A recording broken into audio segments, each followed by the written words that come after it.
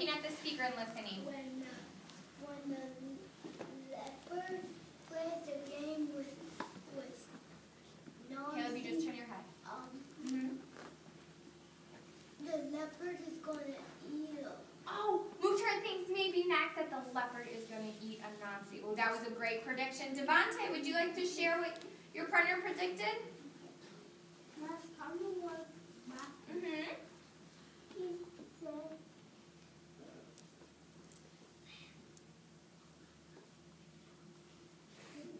Oh, Matthew, share with him again. Quick, quick, quick. Whisper in his ear. What did you think? What's going to happen next? Oh, rope him off. Awesome prediction, Matthew. Great job. Ooh, I love how they raise their hands to share. Let's keep reading and see if those two predictions came true. So either getting eat or they're going to rope up the leopard. What happened? he rolled up the leopard. Great prediction, Matthew and Devontae. So Anansi tied the leopard by his foot, by his foot, by his foot, by his foot with the vine creeper. Then he said, "Now, Asibo, you are ready to meet the sky god."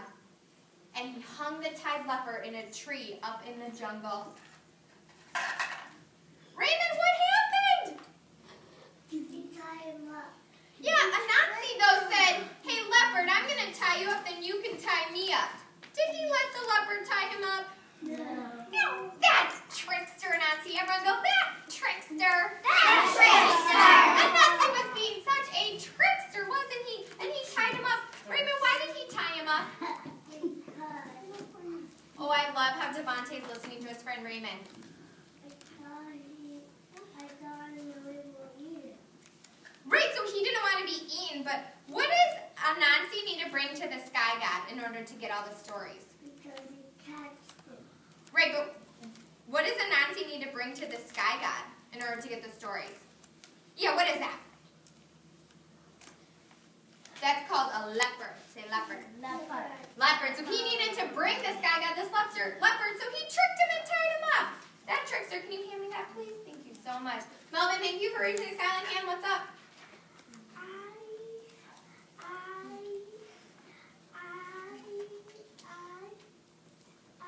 Oh, good job listening, David. Would you like to share something, Melvin? What would you like to share? Is it about the leopard? Yes. What? The leopard, the guy took The leopard? yes,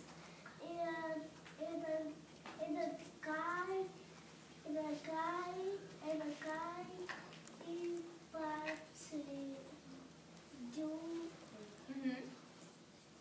It will tie him up again. Yeah!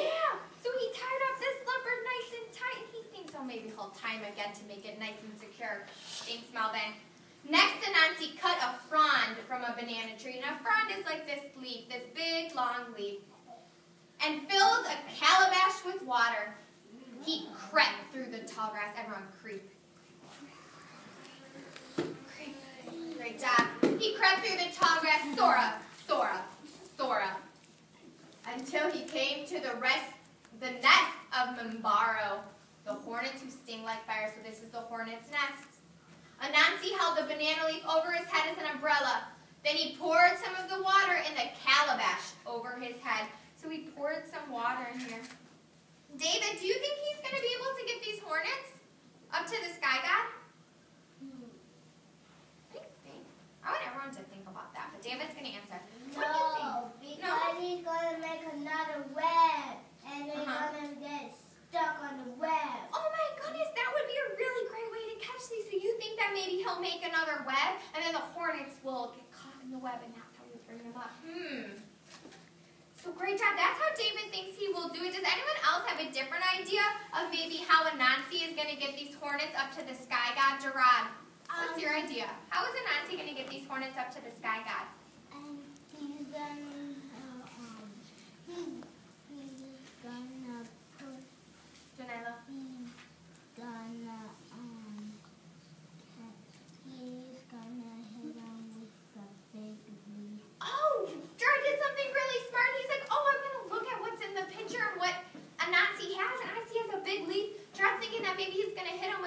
leaf and they'll fall and then he can pick them up. Let's keep reading and see how Anansi's going to trick him, right? Because he's a trickster. Let's see. The rest of the water he emptied over the hornet's nest and cried, "It is raining, raining, raining. Should you not fly into my calabash so that the rain will not tatter your wings?" So he's saying it's raining, raining, raining. You should fly into this little pot that I have so the rain won't ruin your wings. Thank you, hummed the hornets, and they flew into the calabash. From! Anansi quickly stopped the mouth of the gourd. So all of the bugs flew in and he stopped the mouth on the gourd. "Now, Mumbaro, you are ready to meet the sky god," said Anansi, and he hung the calabash full of hornets onto the tree next to the leopard. Janila, was it really raining? No. No! What did he do? How did he make it rain? He made it rain, rain, rain, rain. Yeah, so much. Well, he had some water in here, and he used the leaf to make it rain, and the rain fell down. So how did he trick the hornets, Janila? I can put a lot of the leaf there, but spray it all everywhere. He did, and did the hornets like the rain, Janila?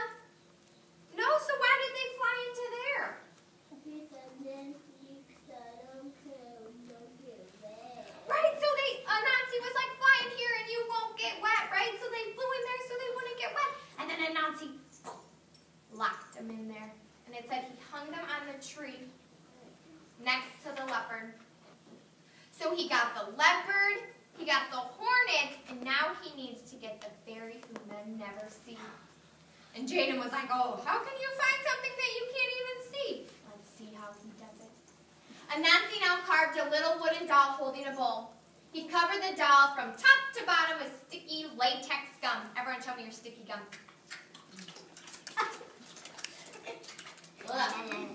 He covered the doll from top to bottom with sticky latex gum. Ooh, Sunsuray's eyes are back up in here. Her mouth is off. Then he filled the doll's bowl with pounded yams. Everyone pound some yams. Yams are sweet potatoes. Great job, Spider-Man.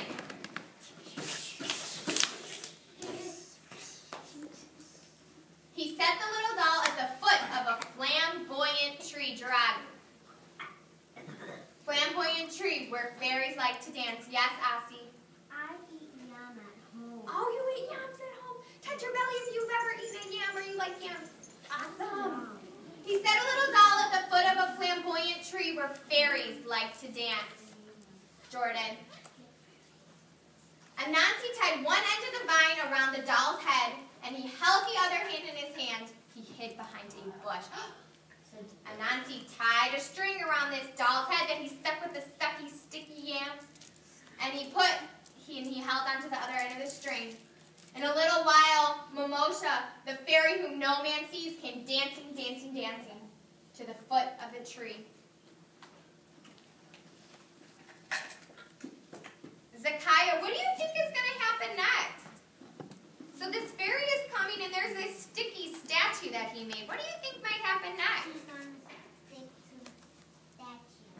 Who's going to stick to this statue? There. Oh my goodness, that is such a great prediction. Everyone give her an air high five. Let's keep reading and see if that happens. Momosha said, "Gum, baby, I am hungry. May I eat some of your yams?" Anansi pulled the vine in his hiding place so that the doll seemed to nod his head. So he put a string around the doll's head so he could go. Would the fairy think that that's real then, Tiana? If the doll was shaking her head? Yeah. So Anansi tied a string to make the fairy think that that doll was real. So she took the yams from the gum baby. "Thank you, gum baby," said the fairy, but the doll did not answer. "Don't you reply when I thank you?" cried the angered fairy. The doll did not move. Ossie, why is she mad? She's mad because the doll didn't say Right. Right. She was like, "I said thank you. You need to say you're welcome. Why aren't you answering me?" Let's wait and see what happens. "Gum baby, I'll slap your crying face unless you answer me," shouted the fairy. Ooh, that was not very nice. But the wooden doll remained still and silent. So the fairy slapped her crying place. Pa! Her hand stuck on the gum baby's cheek.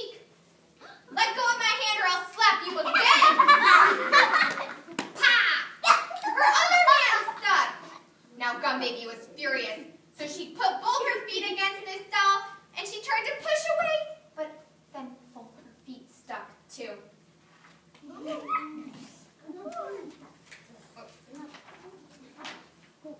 Now Anansi came out of the hiding. "You're ready to meet the sky god, Mamosha the fairy." And he carried her to a tree where the leopard and the hornets were waiting. Anansi spun a web around Asibo, Mambaro, and Mamosha. Then he spun a web to the sky. He pulled up his captive, or his prisoners, behind him and set them down at the feet of the sky god. So he collected all of these things. What do you think the sky god is going to say, Charlize? He collected all the things that the sky god asked for. So what do you think he's going to say now? The sky god. I'm sorry, I can't hear you. Can you speak up? He can get some books and read it to the children. The stories, right? So you're saying, well, he brought all those things, so maybe now he can get some books. That was a great prediction. Let's read on and see what Naeme, the sky god, says. "Oh, Naeme," said Anansi, bowing low. "Here is your price. You asked for the stories. Asibo, the leopard of the terrible teeth. Mambaro, the hornets who sting like fire. And Mamosha, the fairy who men never see." Naeme, the sky god, called together all the nobles of his court, addressed them in a loud voice. "Little Anansi, the Spider-Man, he paid me the price I asked for my stories. Sing his praises, I command you." So he did it. Give him a round of applause. Spider-Man. Well, Hugh's mouth is off, and Aki's mouth is off, Malachi's mouth is off. Ooh, Jasmine's going to earn those 2 points, I can tell. "From this day and going on forever," proclaimed the sky god, "my stories belong to Anansi and shall be called Spider Stories." "Ee, ee, ee!" shouted all the assembled people. Caleb, why are they called Spider Stories now? Because the spider with the boy, Spider-Man. What did Spider-Man do? He got all the stuff that the sky god wanted. Good job listening. That the sky god wanted, and the sky god collected stories. That's why they call Spider-Man books. Awesome. Great job, Caleb. That was an excellent answer. So Anansi took the golden box of stories back to Earth, to the people of his village. And when he opened the box, all the stories scattered to the corners of the world, including this story we just read. The end.